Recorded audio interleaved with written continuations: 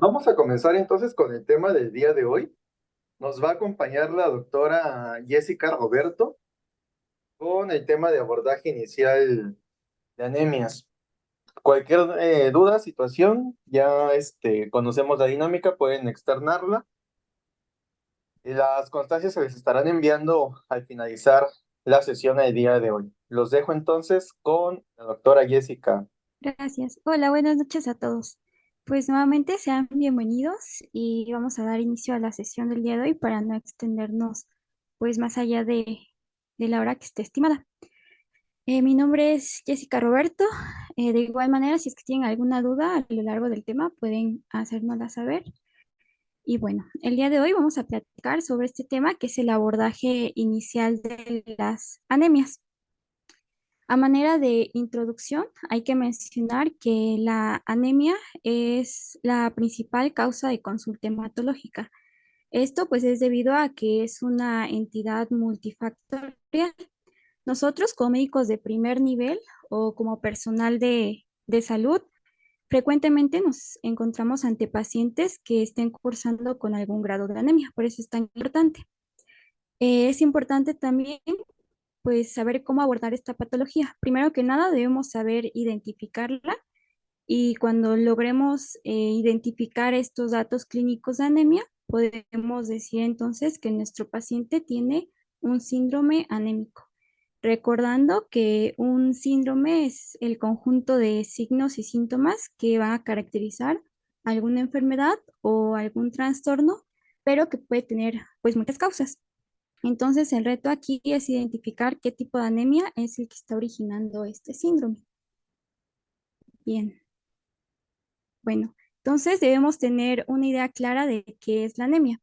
La definición de anemia como tal no hay un consenso mundial que nos dé un concepto ya establecido, pero nuestra guía de práctica clínica mexicana nos maneja esta definición, que la anemia es la disminución en la concentración de hemoglobina en la sangre.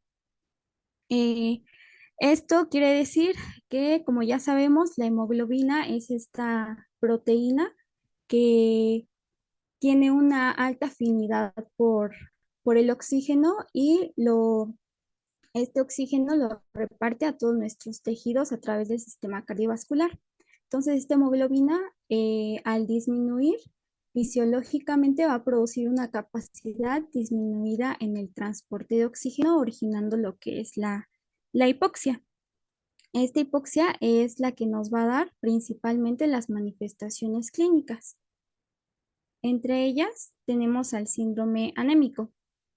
Bueno, como ya dijimos, que está originada entonces este síndrome anémico por una disminución de la hemoglobina y asimismo por una disminución del flujo sanguíneo, eh, lo que va a hacer el cuerpo es tratar de compensar esta disminución de oxígeno aumentando el flujo a los órganos vitales, como ya sabemos que son el corazón, el cerebro, los riñones, a expensas de los órganos pues que son no vitales. Por eso es que muchas veces en el paciente con anemia vamos a ver y vamos a observar palidez mucocutánea, sobre todo en las palmas, en las uñas, en la mucosa oral. Podemos observarlo en estas zonas ya que son zonas en donde los vasos están más en contacto con la superficie. También podemos encontrar síntomas generales como es la astenia, la dinamia, el paciente se va a sentir pues cansado, fatigado. A nivel cardíaco, el paciente vamos a ver que puede presentar taquicardia. Este, la taquicardia es un dato de compensación. ¿Por qué? Porque el corazón, en su intento por aumentar el oxígeno a nivel tisular, va a hacer una compensación a través del aumento de la frecuencia cardíaca. E incluso estos pacientes pues pueden sentir, ¿no? Su corazón ahí palpitando, van a sentir las palpitaciones. Nosotros podemos auscultar un soplo sistólico y esto es debido a que la sangre tiene menor viscosidad en la anemia y tiene una mayor velocidad del flujo sanguíneo. Por eso es que podemos incluso pues escucharlo. En algunos pacientes podrían llegar también a la insuficiencia cardíaca y esto es debido a que hay aumento en el gasto cardíaco, sobre todo en reposo. Entonces, esto se debe a que el corazón está tratando de suplir estas necesidades fisiológicas y el paciente pues puede desarrollar esta insuficiencia, sobre todo si se trata de una anemia grave, con una hemoglobina pues muy por debajo de lo normal y todavía aumenta más el riesgo en pacientes que ya tengan alguna cardiopatía. Bueno, a nivel neurológico podemos encontrar datos como la cefalea, el paciente puede estar somnoliento, puede tener tinnitus, vértigo, alteraciones visuales, incluso neuropatía periférica. A nivel digestivo también vamos a encontrar anorexia, estreñimiento y náuseas. Esto debido a que hay una disminución en el metabolismo. Y en casos más graves, podemos también encontrar al paciente con algún grado de enema y en las mujeres, pues con amenorrea. Como les menciono, estos dos últimos ya son en pacientes con anemia muy grave. Bueno, es importante que al hablar de anemia, nosotros, además de integrar este síndrome anémico, tengamos muy en cuenta que el diagnóstico lo vamos a hacer a través de estudios de laboratorio, en este caso la citometría hemática. Como ya sabemos, la citometría es este estudio que nos va a reportar un recuento de las tres líneas celulares, los glóbulos rojos, los glóbulos blancos y las plaquetas. Entonces, para abordar la anemia, nosotros nos vamos a centrar en la fórmula roja, que nos va a dar un recuento de los eritrocitos, ¿no? Entonces, el primer aspecto que nos va a estar reportando la fórmula roja es la cantidad total de eritrocitos circulantes en una unidad de medida, que en este caso es el microlitro de sangre. También nos va a estar reportando la hemoglobina. Esta nos la va a estar reportando en gramos sobre decilitro. Entonces, otro concepto también que nos va a estar reportando la citometría es el hematocrito, que esta es la relación volumétrica que se va a establecer entre el plasma y los eritrocitos y nos los va a reportar en porcentajes. En otras palabras, el hematocrito es el porcentaje que ocupan la masa eritrocitaria en toda la muestra total de sangre. Y también los índices globulares. De estos tenemos tres principales. El primero es el volumen corpuscular medio, la hemoglobina corpuscular media y la concentración media de hemoglobina corpuscular. De ellos también tenemos al RDW o el índice de distribución eritrocitaria y este nos habla de la variación del tamaño de los eritrocitos en la muestra. Cuando nos reportan un RDW normal, pues nos habla de que la mayoría de los eritrocitos tienen un tamaño similar. Cuando nos reportan un RDW amplio, esto nos habla de que hay mucha variación entre el tamaño, es decir, hay muchos tamaños de eritrocitos, unos pequeños, grandes, de menor tamaño. Y bueno, entonces, estudiando más a fondo los índices globulares, esto es muy importante que lo tengamos muy en cuenta porque a través de ellos nosotros vamos a poder clasificar morfológicamente a las anemias.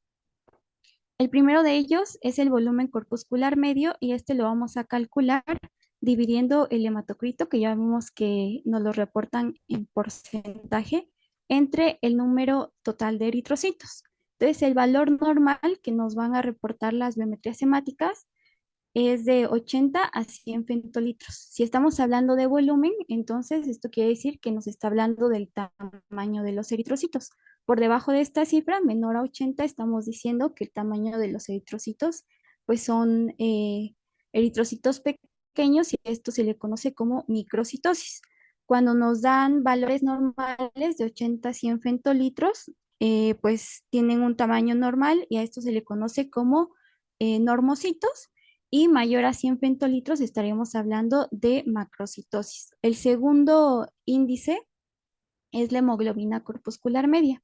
Esta la vamos a calcular dividiendo la hemoglobina, que ya vimos que nos la reportan en gramos sobre decilitro, dividiendo esta cifra entre el número total de eritrocitos y el valor normal es de 27 a 31 picogramos por célula aproximadamente. Como ya vimos, aparte de que la hemoglobina es esta proteína que transporta el oxígeno, también otra de sus principales aportaciones es que es la que nos va a dar la tonalidad rojiza al eritrocito. Entonces, si nos reportan una hemoglobina corpuscular media menor de 27 picogramos por célula, estaríamos diciendo que ese eritrocito pues está menos teñido y tiene, por lo tanto, menos hemoglobina. Esto se le conoce como hipocromía y cuando nos reportan valores normales, se le conoce como eritrocitos normocrómicos. Y el último índice es la concentración media de hemoglobina corpuscular. Esta la vamos a calcular dividiendo la hemoglobina total entre el hematocrito. Los valores normales son de 33 a 35 gramos sobre decilitro. Es importante que la conozcamos, pero pues no es de mucha utilidad para clasificar a las anemias. Bien, ahora sí, ya que nosotros pues vimos a nuestro paciente, ya integramos un síndrome anémico, le pedimos la biometría hemática, el primer paso es saber si tiene o no anemia. Y como ya vimos, vamos a identificar esto a través de los niveles de hemoglobina. Entonces, estos niveles van a variar en cuanto al sexo. Va a variar entre hombres y mujeres. En hombres se dice que el punto de corte es a partir de 13. Menor a esta cantidad, pues ya estaremos diciendo que el paciente está anémico. Y en mujeres es menor de 12. Es un poquito menor porque recordemos que las mujeres pues constantemente estamos perdiendo cierta cantidad de sangre mediante la menstruación. Por eso es que es un poquito más permisiva esta cantidad. En cuanto al hematocrito, en hombres se dice que el punto de corte es 40 y en mujeres pues igual es un poquito menor, de 37. Y por último, el número de eritrocitos. En el número de eritrocitos es importante conocerlo, pero como tal no es un dato tan fidedigno. Esto debido a que en muchos casos hay a lo que se conoce como pseudoanemias, y esto es debido a hemodilución. El ejemplo más claro es el embarazo. Durante el embarazo, como nosotros sabemos, hay un aumento del volumen plasmático. Entonces, si hay un aumento en la parte líquida de la sangre, por ende, los eritrocitos se van a diluir.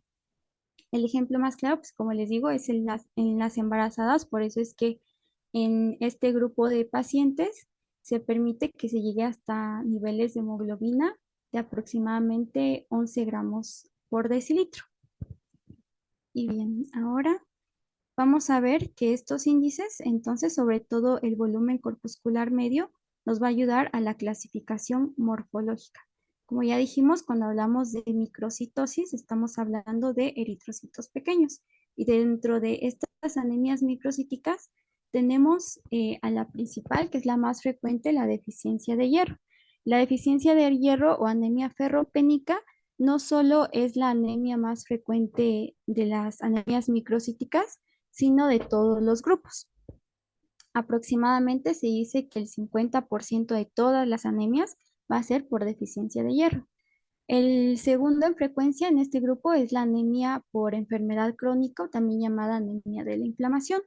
Ahora, si nos damos cuenta, esta anemia de la enfermedad crónica también entra dentro de la clasificación de las anemias normocíticas. Y aquí en las anemias normocíticas, pues aproximadamente el 80 o el 70% de los pacientes se van a clasificar dentro de estas anemias. Entonces, un 20 a un 30% solo van a ser anemias microcíticas. Dentro de otras tipos de anemias tenemos las talasemias, la anemia sideroblástica y la anemia por intoxicación por plomo, que es un tipo de anemia sideroblástica también, pero estas son mucho menos frecuentes. Ahora, cuando nos reportan un volumen corpuscular medio normal entre 80 a 100 femtolitros, el siguiente paso a seguir con nuestros pacientes es pedirle un recuento de reticulocitos. Si recordamos, los reticulocitos son eritrocitos inmaduros. Entonces, lo normal es que la médula sí produzca eritrocitos inmaduros y salgan hacia la sangre periférica, pero este debe ser menor al 2% respecto de todos los eritrocitos. Lo normal es que encontremos, pero muy poquitos. Entonces, si tenemos menos del 2% de reticulocitos en sangre periférica, estaríamos hablando que podría ser una anemia por enfermedad crónica, que es la principal, también por enfermedad renal. También entre ellas tenemos la anemia plástica y la anemia por las leucemias, ¿no? Cuando los reticulocitos nos reportan en el nefrosis de sangre periférica que hay reticulocitos mayor al 2%, esto significa que la médula ósea está tratando de compensar pérdida de eritrocitos, ya sea de manera aguda o de manera crónica. Entre ellos tenemos pues las hemorragias, ya sean agudas o crónicas, también la hemólisis, que la hemólisis pues esta destrucción de los eritrocitos antes de que cumplan su vida media, y entre ellas tenemos la anemia hemolítica autoinmune y otra anemia hemolítica que es la esferocitosis hereditaria, pero estas son igual menos comunes. Y cuando nos reportan un volumen corpuscular medio, que pues lo conocemos como macrocitosis mayor a 100 femtolitros, aquí vamos a hacer una subclasificación a través también de un prótesis de sangre periférico y vamos a clasificar estas anemias macrocíticas en megaloblásticas, de las cuales tenemos anemias por deficiencia de ácido fólico y también por déficit de vitamina B12. Y por otro lado tenemos a las anemias no megaloblásticas y entre ellas tenemos al síndrome mielodisplásico y a la anemia secundaria a enfermedad hepática. Vamos a comenzar entonces con las anemias microcíticas.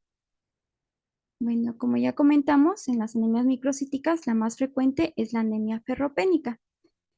Y esta anemia se va a dar por un déficit de hierro. Ya habíamos dicho también que es la causa más frecuente de todas las anemias, aproximadamente ocupa un 50%.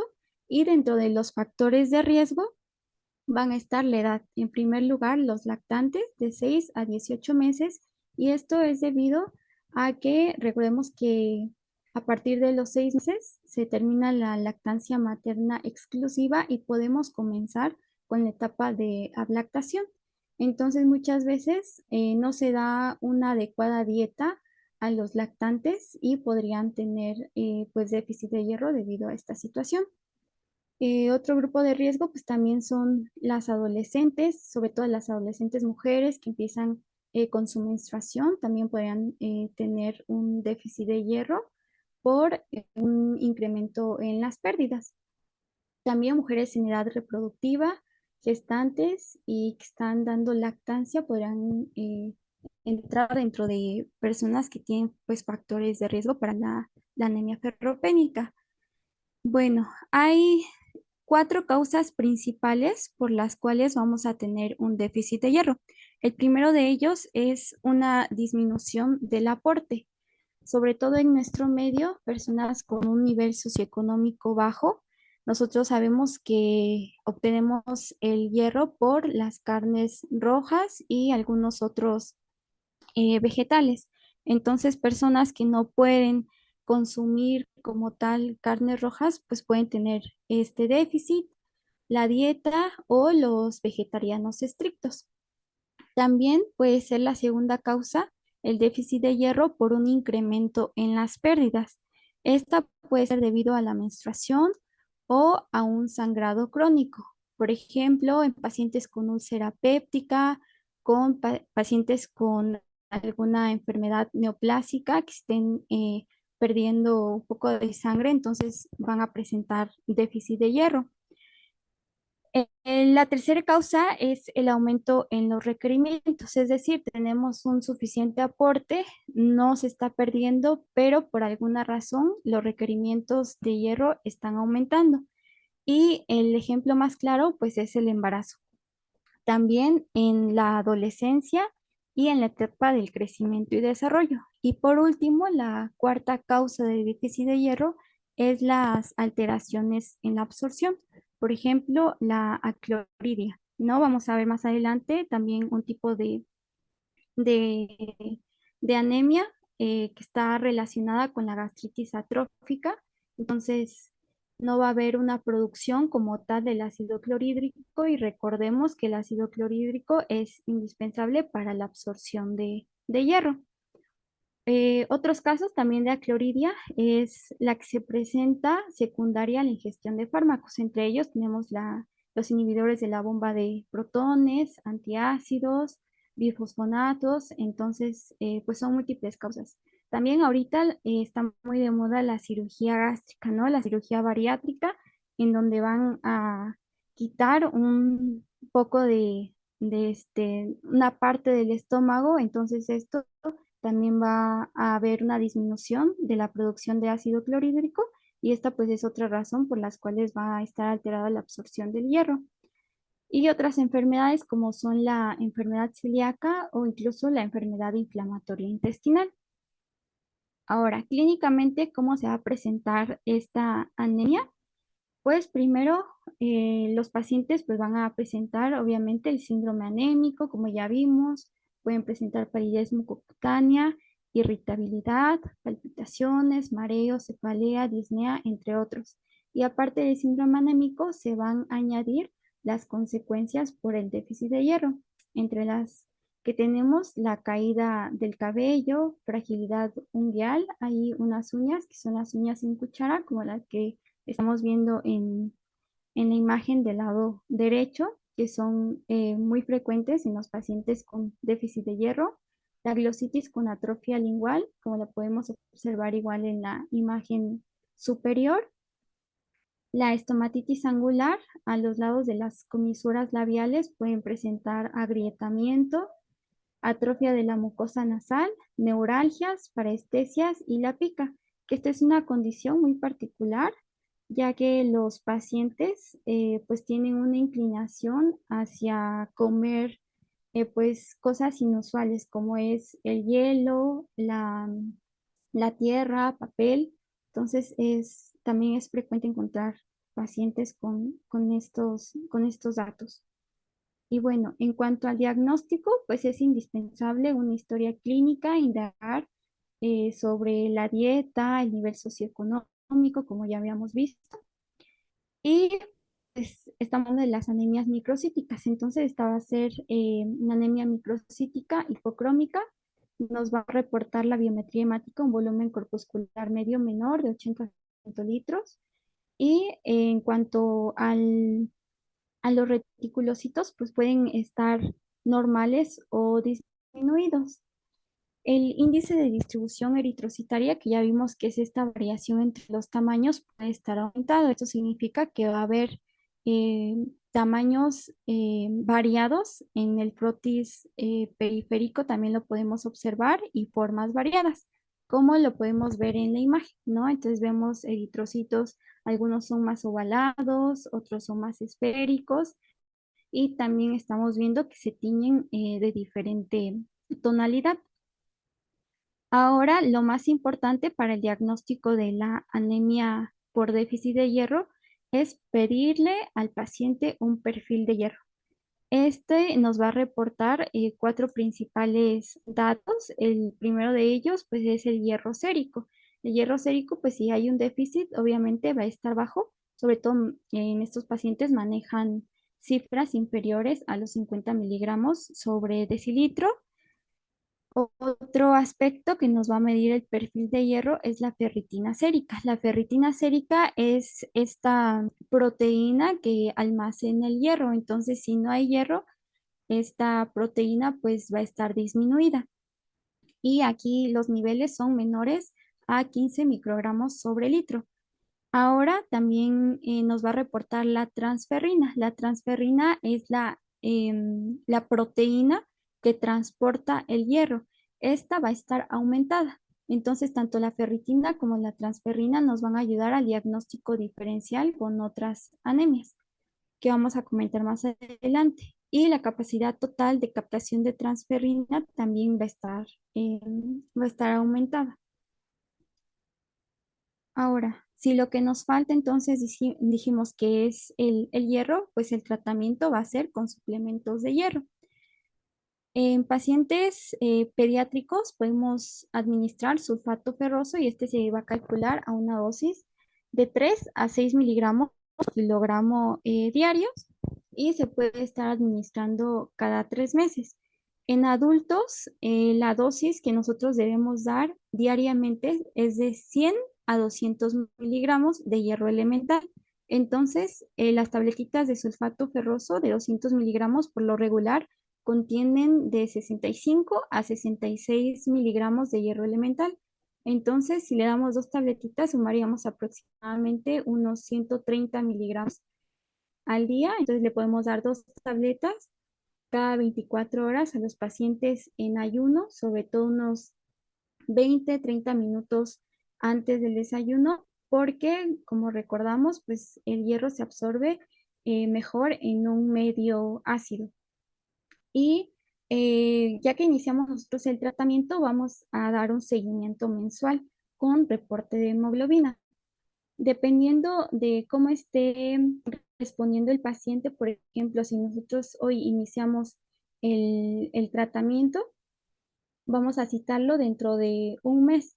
Si al mes la hemoglobina subió 1 gramo, estamos diciendo que pues ese paciente está respondiendo bien a la dosis que le estamos dando y podemos citarlo al siguiente mes si es que no alcanzó las cifras como tal. Entonces, el tiempo en el que nosotros alcancemos las metas va a seguir, este mismo tiempo se lo vamos a seguir dando el sulfato ferroso y esto para que nosotros alcancemos las cifras ideales en hemoglobina y sobre todo también tengamos este almacenamiento en la transferrina. Bueno, hay pacientes con intolerancia a la vía oral, entonces a ellos muchas veces no se les va a poder dar el hierro vía oral y también pues en estos pacientes una opción es administrarlo por vía intramuscular o por vía parenteral, ¿no? Intravenosa. Aquí tenemos el hierro Dextran. Este hierro viene en la ampolla, viene de 100 miligramos en 2 mililitros. Y como nosotros vamos a calcular este déficit de hierro, vamos a pesar a nuestro paciente y el peso que tengamos lo vamos a multiplicar por la diferencia entre la hemoglobina ideal, que para México se toma como referencia 15 gramos sobre decilitro, menos la hemoglobina real que nos está reportando la citometría de nuestro paciente. Y este resultado lo vamos a multiplicar por 2,4 más 500. Estos dos últimos números ya son pues estándar, ¿no? Ya son números que están establecidos. Y aquí tenemos un ejemplo, por ejemplo, una paciente de 50 kilogramos, vamos a calcular el déficit, vamos a multiplicar estos kilogramos por la hemoglobina, la diferencia de la hemoglobina ideal menos la hemoglobina real de la paciente por 2,4 más 500 nos daría un total de 1040 miligramos aproximadamente. Entonces, si la ampolla de hierro Dextran viene de 100 miligramos, vamos a necesitar 10 ampollas para nosotros cumplir con estos requerimientos de hierro. Se lo podemos dar diariamente o en días alternos y no es necesario seguir dando más aporte intramuscular como en la vía oral. Y bueno, ahora aquí es importante que hagamos el diagnóstico diferencial también con otras anemias microcíticas hipocrómicas que comentamos al principio. En la anemia por deficiencia de hierro dijimos que pues si falta hierro, el hierro sérico va a estar bajo. La ferritina, que es la proteína que está almacenando el hierro, también va a estar baja. Y aquí la capacidad total de fijación al hierro va a estar aumentada. La saturación de ferritina también va a estar baja y la principal, el diagnóstico diferencial con el que vamos a hacer el diagnóstico de esta anemia, pues es la anemia por enfermedad crónica, que es la que vamos a ver a continuación.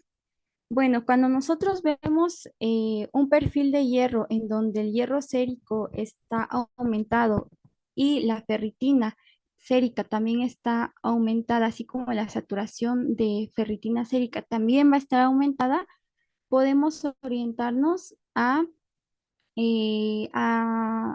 pensar que puede ser por una de estas causas, ya sea talasemias o anemias sideroblásticas. Las dos pues van a ser por deficiencia o porque no se está sintetizando correctamente la hemoglobina. Entonces, cuando nosotros nos reportan un perfil de hierro con estos patrones, debemos mandarlo directamente a los pacientes con el hematólogo porque necesitan un diagnóstico pues más específico. Ahora bien, vamos a ver las anemias normocíticas, de la cual dijimos que la principal es la anemia de la inflamación. Esta también es llamada anemia de la enfermedad crónica y va a ser la anemia más frecuente en pacientes hospitalizados. Puede coexistir con otras anemias, principalmente con el diagnóstico diferencial, que es la anemia ferropénica. Y este tipo de anemia se va a presentar en enfermedades o en estados patológicos, ya sean agudos o crónicos. Por lo regular, se dice que para que nosotros hagamos este diagnóstico, deben pasar por lo menos de 6 a 8 semanas el paciente eh, con la enfermedad de base para que nosotros podamos pensar en una anemia de la enfermedad crónica. Tiene múltiples etiologías, entre las que tenemos la inflamación, las infecciones, algunas neoplasias, enfermedades renales y quemaduras o fracturas extensas. Entonces, todo lo que nos vaya a provocar un estado de, de inflamación puede ser la etiología de una anemia de la enfermedad crónica.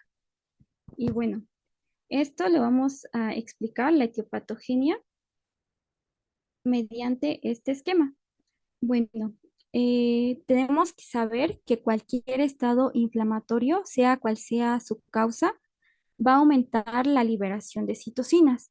Una de las más importantes es la interleucina 1. Esta citocina va a actuar directamente en el hígado, liberando un péptido de origen hepático que es la hepcidina. Esta hepcidina tiene como blanco principal una proteína transmembrana que es la ferroportina. La ferroportina actúa como un transportador y su función principal es extraer el hierro de las células que están actuando como reservas. Bueno, cuando hay demasiadas citocinas, como es en el caso, por ejemplo, de una infección, hay un aumento, por ende, de las interleucinas y un aumento de la hepcidina. Este exceso de hepcidina va a bloquear la ferroportina. Entonces, este hierro se va a quedar secuestrado en los principales sitios de almacenamiento. Entonces, pues la hepcidina actúa a nivel del duodeno principalmente. Aquí la hepcidina permite que la ferroportina absorba el hierro a este nivel, pero si hay una cantidad en exceso, la va a bloquear y no va a permitir que se absorba. Por otra parte, a nivel del vaso, recordemos que en el vaso está el sistema retículo endotelial. Aquí se encuentran los macrófagos, estas células que se encargan de fagocitar a los eritrocitos senescentes o los eritrocitos pues ya viejitos, ¿no? Que ya cumplieron su ciclo de vida. Entonces lo que hacen los macrófagos es que los fagocitan, reutilizan o reciclan el hierro y lo demás pues lo eliminan. Entonces, al haber un estado proinflamatorio, van a aumentar los niveles de hepcidina y también la hepcidina va a actuar a este nivel, bloqueando la ferroportina que se encuentra en los macrófagos y no va a dejar que se libere este hierro para que se vaya a la circulación, llegue a la médula ósea y se dé la eritropoyesis eficaz. Entonces, la patogenia va a estar dada, como ya dijimos, mediante la liberación de citocinas y por una alteración en el metabolismo del hierro. No es que no haya hierro, sino que sí hay, pero está secuestrado. También va a haber una disminución en la producción y en la liberación de la eritropoyetina, esto favorecido principalmente por el factor de necrosis tumoral y la interleucina 1. Si no hay eritropoyetina, pues tampoco va a haber eritropoyesis. Y clínicamente, el paciente con una anemia de la inflamación va a tener un síndrome anémico de leve a moderado, que va de 8 a 13 o a 12 gramos aproximadamente de hemoglobina por decilitro, pero es importante recordar que siempre va a dominar el cuadro clínico de la enfermedad de base. Bien, ahora el diagnóstico de esta anemia va a ser mediante la historia clínica. Como ya vimos, pues es muy frecuente en pacientes hospitalizados, pacientes que están cursando con algún grado de infección, con alguna neoplasia, y en la biometría hemática, pues nos va a reportar una hemoglobina de 8 a 10, 12 gramos por decilitro aproximadamente, que según la clasificación de la OMS va de leve a moderada. Y en esta anemia, pues ya estamos viendo que es una anemia normocítica, normocrómica. Esto significa que va a tener un volumen corpuscular medio de 80 a 100 fentolitros aproximadamente. Y los reticulocitos pueden estar normales o ligeramente aumentados. En cuanto al perfil de hierro, a estos pacientes también se les va a pedir el perfil de hierro, y el hierro sérico, pues al estar secuestrado en la sangre, pues va a estar bajo, ¿no? Entonces el hierro sérico bajo, la ferritina sérica, que es la proteína que almacena el hierro, esta va a estar aumentada. Y la transferrina, que es la proteína que transporta el hierro, esta va a estar disminuida porque no hay hierro que transportar, todo está pues almacenado. Y la capacidad total de captación de transferrina también va a estar disminuida. Entonces, el principal dato del cual nos vamos a apoyar para hacer el diagnóstico diferencial en el perfil de hierro es la ferritina sérica. Como lo podemos ver en esta tablita, una ferritina sérica menor a 15 microgramos por litro, estaríamos hablando de una anemia ferropénica. ¿Por qué? Porque no hay hierro, ni siquiera está almacenado. Cuando nos reportan una ferritina sérica mayor a 50 microgramos por litro, estaríamos hablando de que sí hay hierro y está almacenado en esta proteína, por eso es que nos están reportando niveles aumentados, y entonces hacemos el diagnóstico de anemia de la inflamación. Cuando nos reportan de 16 a 50 microgramos, podemos decir que el paciente está cursando con ambas anemias, tanto ferropénica como anemia de la inflamación. Como mencionábamos hace unos momentos, esta anemia de la inflamación puede coexistir con otras anemias, entonces no es raro que se presenten ambas anemias en el mismo paciente. Bueno, el diagnóstico diferencial, pues como ya vimos, es principalmente con la anemia ferropénica, el volumen corpuscular medio en ambas va a estar disminuido, o en la enfermedad crónica puede estar normal. La seremia, que se refiere a los niveles de hierro en ambas enfermedades, van a estar disminuidos, y la transferrina en la ferropenia va a estar aumentada. Entonces, esta es una característica también. En la anemia ferropénica, la transferrina va a estar aumentada, y en la anemia por la enfermedad crónica va a estar normal o puede estar disminuida.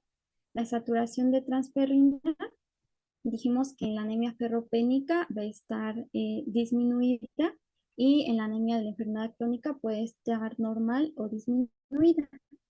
Y pues lo principal, ¿no? La ferritina sérica aquí en la ferropenia va a estar disminuida, y en la anemia por enfermedad crónica va a estar aumentada porque hay mucho hierro almacenado. En cuanto al tratamiento, lo principal es tratar la enfermedad de base, porque pues si recordamos la fisiopatología, pues es el estado inflamatorio. Si nosotros quitamos este estado inflamatorio, pues por ende se va a corregir la anemia. Es importante también mencionar que en el medio hospitalario pues se puede administrar eritropoyetina. Aquí se le va a estar administrando al paciente de 10.000 unidades vía subcutánea 3 veces a la semana, que puede estarse aumentando hasta 20.000 unidades. Pero la respuesta va a ser variable. ¿Por qué? Porque aunque aumentemos la eritropoyetina, pues no hay como tal manera de que ese hierro del que el hierro almacenado salga a la médula ósea y se empiecen a formar nuevos eritrocitos. Entonces, lo principal es tratar la enfermedad de base. Otros medicamentos que se ocupan es el danazol a una dosis máxima de 600 miligramos por día por un tiempo mínimo de tratamiento de 4 meses, y también se pueden ocupar otros andrógenos como la misterolona, la testosterona o la metenolona. Sobre todo, pues como ya dijimos, esta anemia es muy frecuente en pacientes hospitalizados, entonces el tratamiento pues va a ser hospitalario, ¿no? Intrahospitalario, e incluso se pueden llegar a ocupar concentrados eritrocitarios cuando se requiera. Bueno, pasando ahora a las anemias macrocíticas, en donde el volumen corpuscular medio es mayor a 100 femtolitros. Aquí, pues ya que nos están reportando esta cantidad, nosotros lo que debemos mandar a realizar al paciente es un frotis de sangre periférica. Entonces, el frotis aquí, si nos reporta cambios megaloblásticos, vamos a decir que se trata de anemias megaloblásticas, y estas pueden ser por un déficit de vitamina B12, entre las cuales la principal causa puede ser una anemia perniciosa, o por un déficit de ácido fólico.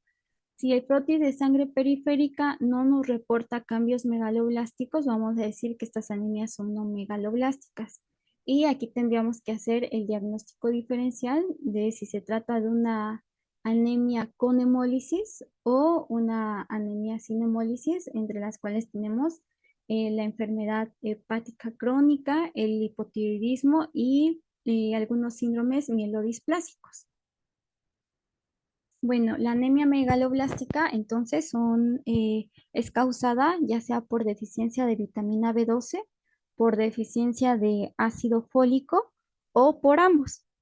El frotis de sangre periférica nos va a reportar entonces cambios megaloblásticos. Entre los principales que tenemos es que vamos a estar observando ovalocitos o macroovalocitos, como lo podemos ver en la imagen superior. Entonces son estos eritrocitos grandes y con una forma más ovalada, no son tan esféricos. También podemos estar encontrando cuerpos de Howell-Jolly, que son los que tenemos en la imagen inferior, en donde están apuntando las flechas, que son como unos puntitos que se tiñen de color azul. Estas son restos nucleares en los eritrocitos. También podemos encontrar anillos de Cabot, aunque no son tan frecuentes. Los anillos de Cabot son restos de uso mitótico y de microtúbulos que se quedan contenidos en el citoplasma del eritrocito. Y también podemos encontrar macropolicitos. Los macropolicitos son neutrófilos multisegmentados. Recordemos que los neutrófilos pues son células que de por sí tienen varios segmentos, ¿no? Lo normal es que encontremos de 3 a 5 segmentos aproximadamente en los neutrófilos. Entonces, los macropolicitos van a ser neutrófilos polisegmentados con más de 5 segmentos. Bueno, para entender, para explicar las anemias megaloblásticas y entender por qué el frotis de sangre periférico nos va a estar reportando células aumentadas de tamaño, primero debemos recordar cómo se lleva a cabo la eritropoyesis y qué papel juega la vitamina B12 y el ácido fólico. Estas dos vitaminas son factores de maduración. La maduración, como ya sabemos, pues son los cambios tanto bioquímicos como morfológicos que se llevan a cabo en las células para que al final de todo este proceso de maduración lleven a cabo su función. Para esto, para una adecuada maduración es necesaria una adecuada síntesis del ADN para que al final del proceso el núcleo que contiene ADN se degrade y se expulse. Como recordamos, pues el eritrocito maduro es una célula anucleada. Pero si hay un déficit de vitamina B12 y de ácido fólico, que son los factores de maduración, pues no habrá una adecuada síntesis de ADN. Por consiguiente, los precursores del eritrocito no pierden este núcleo y van a continuar como células inmaduras. Ahora, si vemos en la imagen, en la eritropoyesis, mientras más inmadura sea una célula, más grande es. Entonces, al pasar estas células por los equipos de citometría, los detecta como células grandes. ¿Por qué? Porque tienen núcleo y pues continúan como células inmaduras. Por eso nos va a reportar un volumen corpuscular medio muy aumentado. El mecanismo fisiopatológico común entonces, ya sea del déficit de la B12 o de la B9, es una alteración en la síntesis del ADN. Por eso es que anteriormente vimos que como no se expulsa bien el núcleo, podemos ver los restos nucleares que son los cuerpos de Howell-Jolly. Estos restos que se ven ahí, este punteadito basófilo. Bueno. Recordemos también que no solo la línea eritrocitaria tiene en sus formas más inmaduras, tienen núcleo. Las tres líneas celulares, tanto los leucocitos como los trombocitos, también tienen núcleo. Entonces, si hay una alteración en la síntesis del ADN y las tres líneas celulares contienen ADN, se van a afectar eh, todas las líneas celulares, ¿no? Porque todos tienen núcleo. Bueno, ahora vamos a ver las anemias por déficit de B12 y déficit de ácido fólico. ¿Cuáles son las principales diferencias? Comenzando con la anemia por déficit de ácido fólico, recordemos que el ácido fólico nosotros lo vamos a obtener sobre todo de vegetales frescos y de hojas verdes.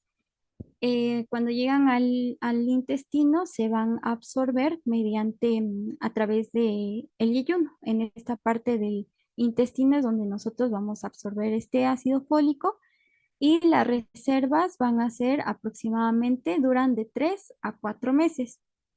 Entonces es relativamente pues poco el tiempo que nosotros tenemos de reserva en nuestro cuerpo de ácido fólico, por lo cual la principal causa de un déficit de ácido fólico es la disminución de la ingesta, a diferencia del déficit de la vitamina B12, en donde las reservas, como podemos observar en la tablita, es de años, de 3 a 6 años aproximadamente en el hígado. Entonces, aquí la principal causa en, en el déficit de vitamina B12 pues es la alteración de la absorción. ¿Por qué? Porque aunque nosotros dejemos de comer carne, pescado, huevos, que es donde principalmente nosotros obtenemos la B12, tenemos reservas de más. Entonces, a diferencia del ácido fólico, en donde la principal causa es la disminución de la ingesta, en la de B12 va a ser la alteración en la absorción. Recordemos que la absorción de la B12 se da en el ilion y por ende la etiología pues es la cirugía de ilion, ¿no? Cuando hay una resección de ilion, pues no se va a absorber a este nivel y puede haber un déficit de esta vitamina.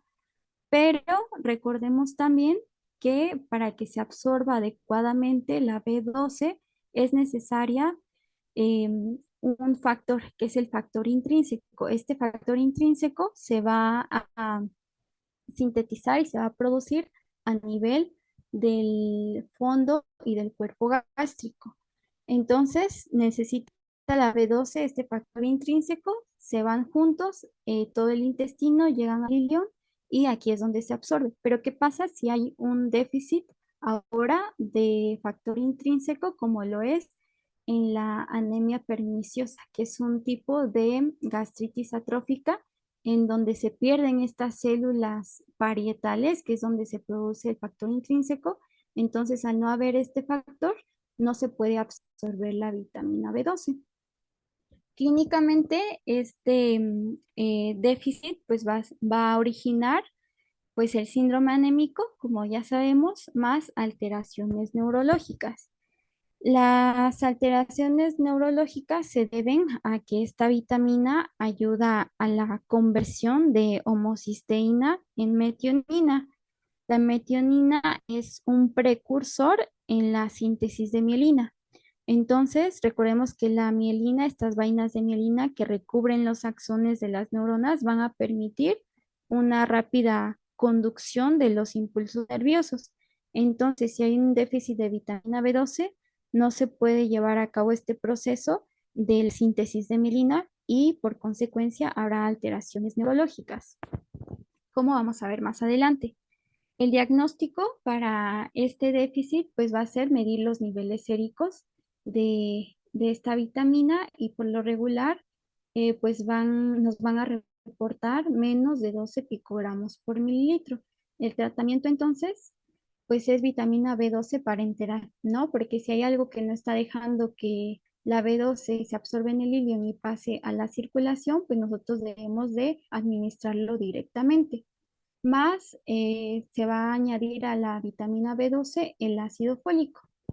Y en el déficit, la anemia megaloblástica por déficit de ácido fólico, pues solo nos va a presentar clínicamente un síndrome anémico. Y el diagnóstico también lo vamos a hacer midiendo los niveles de folato, que por lo regular nos reportan niveles menores a 6 nanos por mililitro. Y si hace falta ácido fólico, pues lo ideal es que en el tratamiento pues administremos este suplemento mediante la vía oral, que va de aproximadamente 5 a 15 miligramos por día. Bueno, aquí es importante mencionar que, por ejemplo, en pacientes embarazadas, que a lo mejor no hay una disminución como tal de la ingesta de ácido fólico, pero hay un aumento en los requerimientos, incluso desde antes del embarazo nosotros estemos administrando ácido fólico, ya que pues este déficit se asocia a malformaciones del tubo neural, como lo es el meningocele, el mielomeningocele o la espina bífida en el recién nacido. Esa es la importancia entonces del ácido fólico como suplemento en el embarazo. Bueno, entonces aquí hablamos de la anemia perniciosa. Esta es una patología de origen autoinmunitario. Como ya habíamos mencionado, afecta a las células parietales gástricas, provocando un déficit del factor intrínseco. Entonces, si hay un déficit del factor intrínseco, va a dar lugar a la ausencia de absorción de la vitamina B12. Los factores de riesgo para presentar esta enfermedad, al ser una patología autoinmunitaria, se asocia más al sexo femenino. También se menciona que se asocia al grupo sanguíneo, grupo a otras enfermedades autoinmunes y también se asocia a los pacientes que son portadores del gen HLA2. La edad de presentación de estos pacientes es muy raro que se presente en pacientes jóvenes, por lo regular ya son pacientes mayores, entre la quinta y la sexta década de la vida. Si nosotros estamos pensando entonces en que un paciente con todas estas características y con alteraciones neurológicas podría tener una anemia perniciosa, lo ideal es que se pidan anticuerpos. Estos anticuerpos en el 90% de los pacientes se van a presentar anticuerpos anticélulas parietales y en más de la mitad de los pacientes se van a presentar anticuerpos antifactor intrínseco y estos anticuerpos son los más específicos. Clínicamente, pues vamos a tener pacientes con este síndrome anémico más alteraciones neurológicas, que ya vimos que es por la déficit de B12 y que no hay una adecuada síntesis de mielina, sobre todo en los cordones posteriores, ocasionándonos parestesias, alteración de la propiocepción, marcha táxica y reflejos disminuidos. También podemos ver alteraciones a nivel del tracto corticoespinal, ocasionando debilidad, espasticidad y aumento de los reflejos y Babinski positivo. Dentro de los auxiliares diagnósticos, pues nosotros vamos a inferir que el paciente tiene este tipo de anemia cuando nos reporten en la biometría hemática macrocitosis, ¿no? Un volumen corpuscular medio mayor a 100 femtolitros con cambios megaloblásticos.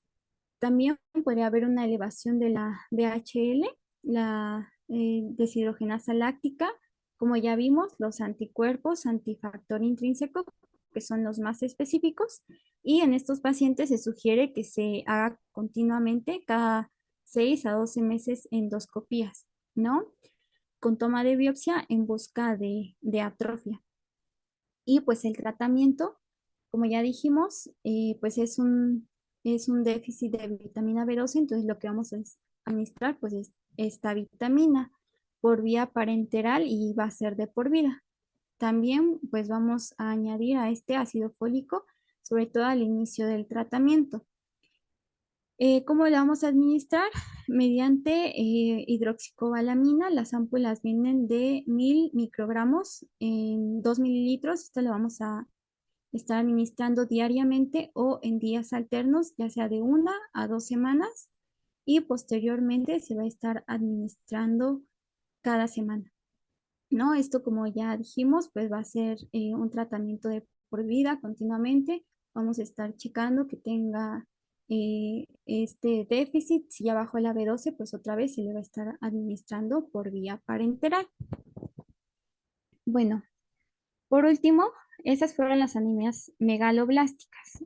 Por último, ya las anemias no megaloblásticas, cuando el frotis de sangre periférica no nos reporta estos cambios, lo que vamos a hacer es que le vamos a pedir al paciente este índice de reticulocitos. Como ya dijimos, los reticulocitos pues son estos eritrocitos inmaduros. Lo normal es que se encuentren en la sangre periférica, pero muy pocos. Entonces, si nosotros encontramos reticulocitos menor al 2% del total de eritrocitos, estaríamos pensando en que el origen o la causa de estas anemias no megaloblásticas pueden ser principalmente por una enfermedad hepática crónica, entre ellas el alcoholismo. Y esto debido a que el alcoholismo nos ocasiona una enfermedad que es la cirrosis hepática. Esta patología, pues, a su vez, nos puede dar sangrados de tubo digestivo por hipertensión portal, por ruptura de varices esofágicas, entonces puede estar perdiendo el paciente sangre por este medio, entonces nos va a reportar pues una anemia, ¿no? También el hipotiroidismo puede presentarnos una anemia no megaloblástica con índice de reticulocitos menor al 2%. Esto, por lo regular, en el hipotiroidismo se debe a una disminución de la secreción de la eritropoyetina. Aquí, pues la médula ósea tiende a ser hipocelular y esto sucede porque es un mecanismo de adaptación fisiológica, ya que en esta patología hay una disminución del requerimiento de oxígeno por los tejidos, por eso el índice de reticulocitos pues va a ser menor, ¿no? Porque en la médula ósea pues no se están produciendo como tal.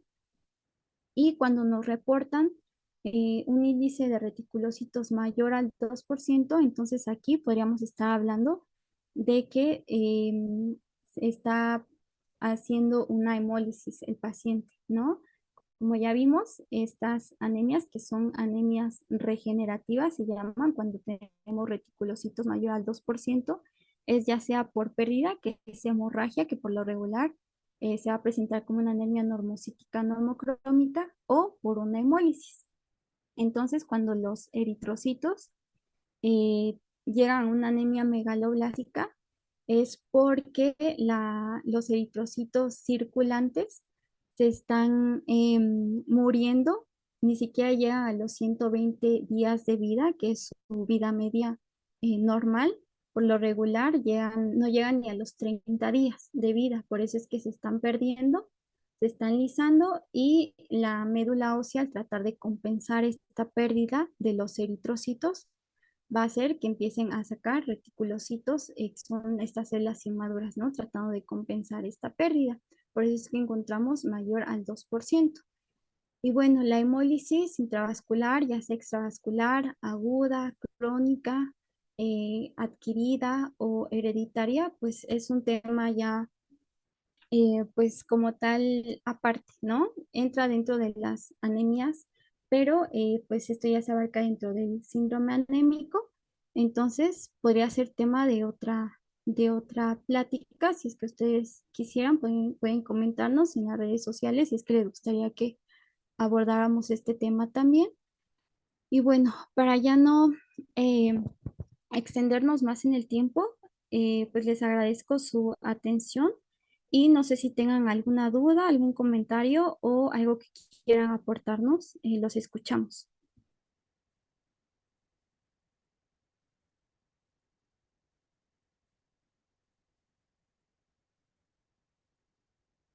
Bueno, me parece que no. Entonces, no sé, doctor Irving, no sé si tienes algún comentario. No, no, no. Agradecerte nada más el tiempo para dar la sesión del día de hoy. Bueno, pues les agradezco su tiempo y pues yo me despido. Muchas gracias. Gracias.